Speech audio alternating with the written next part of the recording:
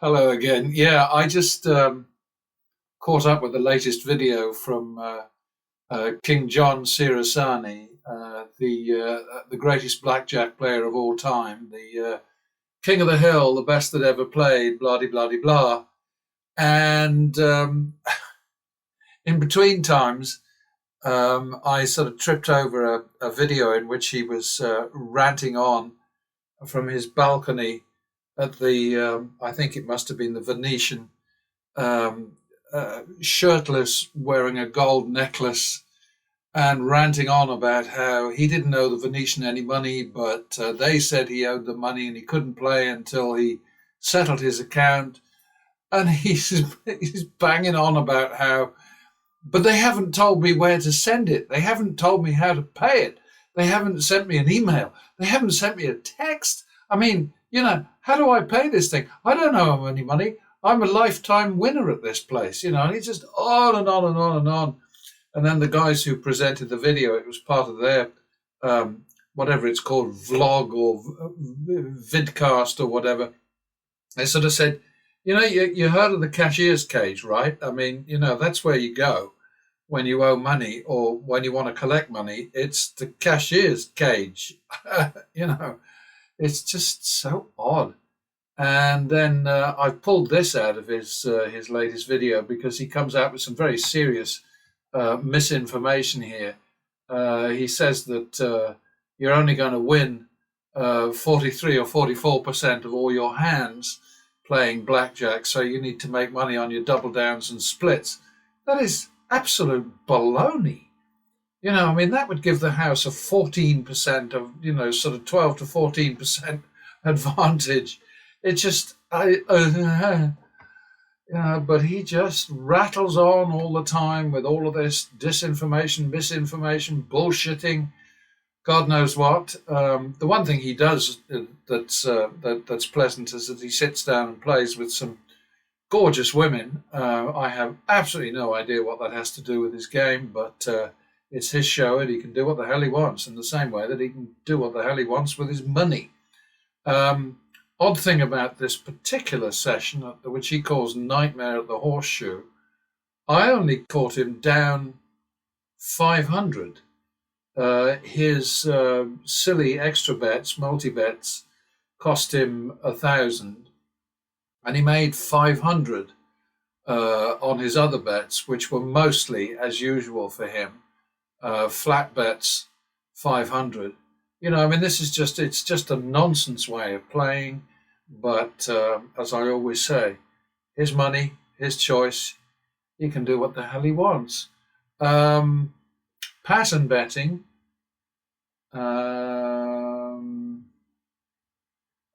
Before I go down to the bottom of the pattern betting thing, let's just catch up with the charts. Here is the AV, which is the actual value of what would have happened if you were betting flat, which of course Sirasani does most of the time. But if you were betting flat 1 unit, this is how it would look. And then you look at Sirasani's performance, and you should be able to see quite a strong similarity between the AV here and the Sirasani results. And then, of course, the dark green there is pattern betting's algorithm, which hit a slump at one point, no lower than his slump. I mean, let's face it, down to 59,863, and he went down to 72 something at one point. He's ahead right now, but so he should be, because the player advantage right now is 3.6%, which is decent, Pattern betting, the algorithm managed to turn that into a 9% advantage. 915 wins, 996 losses is the gross AV, which is over here. Flat takes into account Y is a double down win, so that's +2, as you can see beside it. And N is -2, and let's see, do we get a natural somewhere along the way here? My God, there's one, yeah. that comes in at 1.5. So that's the difference. But anyway, we're doing, or Algae is doing pretty well. On the last, the horseshoe session that just ended, let's go up to the top there and show that it's the right one. Pattern betting ended up making 3,550 on action of 35,000, or say 36,000. The left-hand bets, which are the only ones that I care about really, because I think this multi-hand betting is an absolute nonsense. He goes in for it quite a bit. Sometimes he doesn't, but this time he did, and it cost him. Flat bet, first base bets only, -3, so it's a -4% against the player. That's a house edge of 4%.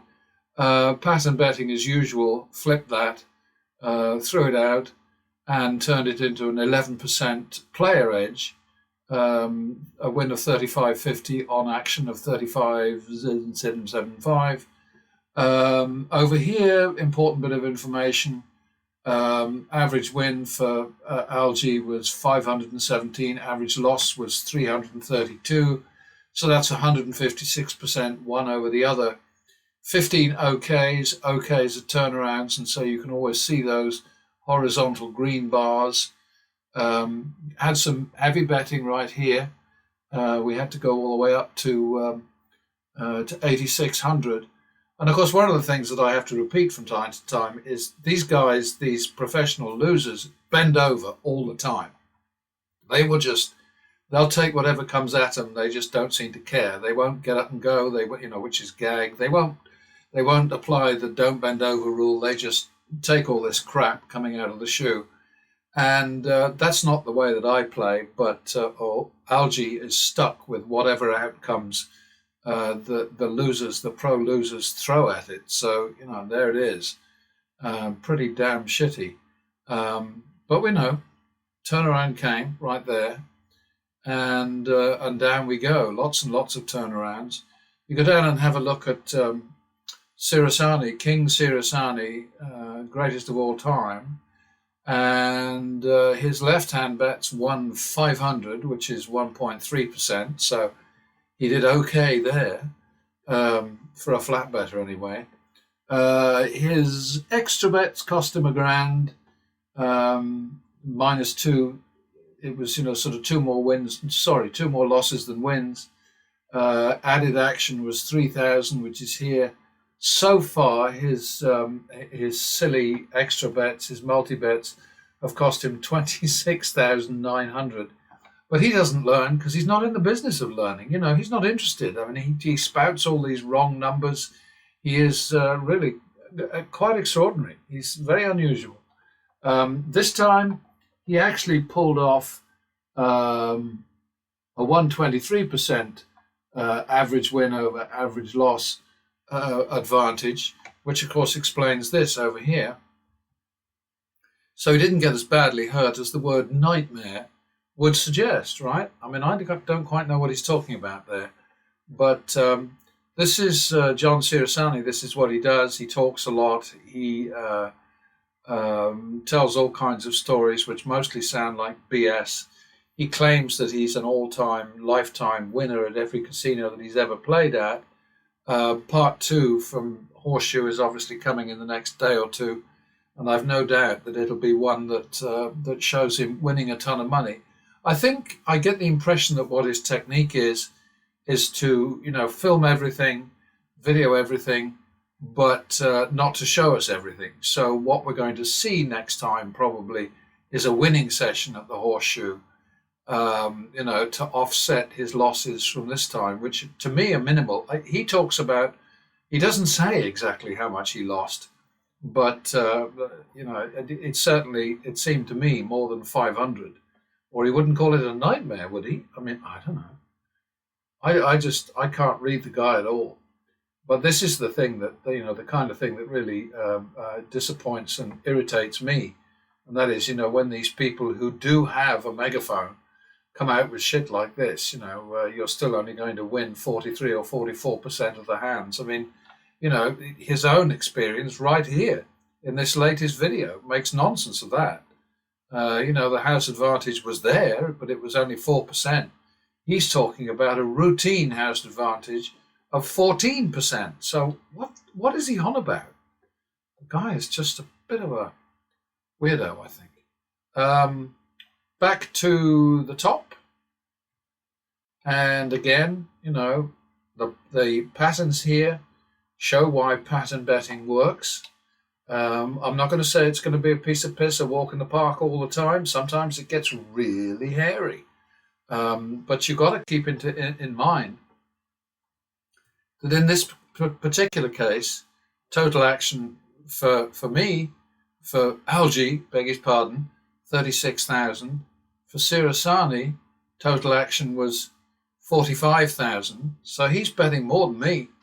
I'm sorry, Algie. I keep taking credit for your hard work. I do beg your pardon. And this is the thing that makes the difference. I mean, these people sort of saying, oh my God, you can't possibly bet like that. You couldn't. Well, you know what? The way that Algie, there you go, I got it right that time. The way that the algorithm is betting is less expensive than the way somebody like Sirasani, who flat bets 500 on almost every bet. I mean, I think there might have been 2 or 3 where he went wild.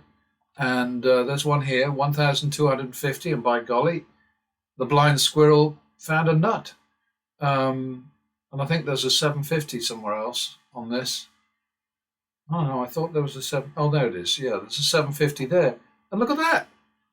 He's obviously a seer, a sage, a miracle worker, a magician. Because each time he bumped his bet, he caught a double down. Da, da, da, da. Oh no, here he didn't bump his bet, but he still caught the double down. And something to notice, of course, is that John doesn't catch OKs very often. He doesn't turn around very often. He's got one there and one down here. And in the same block of bets, pattern betting's algorithm turned around, 15 times? Yeah, there we go. 15 OKs, and you can see them right here. So anyway, the story is always the same, and that is that people like Sirasani and his fans, although he doesn't seem to have many fans, most of the comments beneath his videos are very rude about him because of his the gabfest thing that he goes in for. And I do the same thing, but I provide information and I talk through the hands. Most of the time when I'm doing my demos, I'm talking as much as I talk while I play, because I'm explaining how the strategy works, what I'm doing, and so on. So that's my excuse, and I'm going to stick with it. I think that'll do for now. Sirasani is probably going to drive me nuts, so I might not be able to do this for very much longer. But he just needs to know that when you owe a casino money, the place to get it sorted is the cashier's cage. It has always been so and always will be so, and he doesn't need texts or emails or post office boxes or snail mail addresses to fix the problem when the casino says he owes the money and he says he doesn't. Concierges are also people who help out with stuff like that.